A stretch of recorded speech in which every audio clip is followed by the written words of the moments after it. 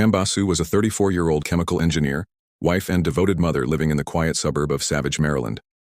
Originally from India, Pam had moved to the United States to pursue higher education and had built a successful life with her husband and their young daughter. She was intelligent, compassionate, and well-respected by her community. On the morning of September 8, 1992, Pam was driving her 2-year-old daughter to her first day of preschool. It was a big day for the family.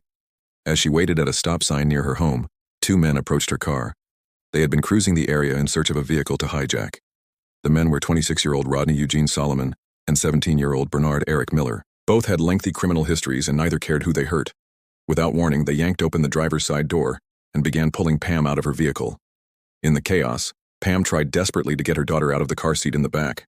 She clung to the seatbelt as the men shoved her away and tried to drive off. Tragically, her arm got caught in the belt as they sped away, dragging her alongside the car. What followed was a nightmare. The hijackers drove over a mile through residential streets and wooded areas, while Pam's body was violently dragged along the pavement.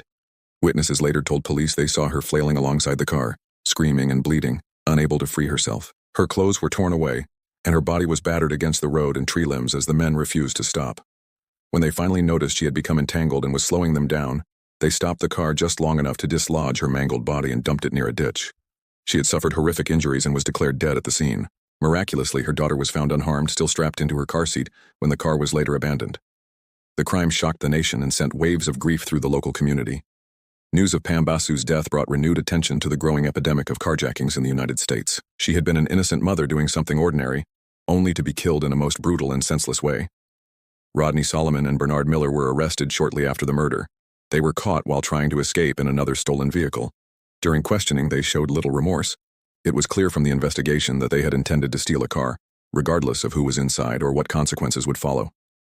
At trial, prosecutors presented eyewitness accounts, forensic evidence, and the harrowing details of Pam's final moments. The jury was visibly disturbed as they listened to how Pam was dragged for over a mile, her skin torn off, and her body broken, all while her toddler daughter sat helplessly in the back seat.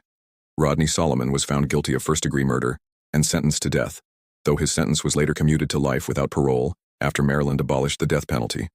Bernard Miller, who was a minor at the time, was tried as an adult and sentenced to life in prison with the possibility of parole. The murder of Pam Basu led to legislative change. In response to her death, the U.S. Congress passed the Federal Anti-Car Theft Act of 1992, which made carjacking a federal offense with enhanced penalties, especially in cases resulting in injury or death. Her name became synonymous with the push to end violent carjackings across the country. Pam's husband and daughter carried on with their lives forever altered.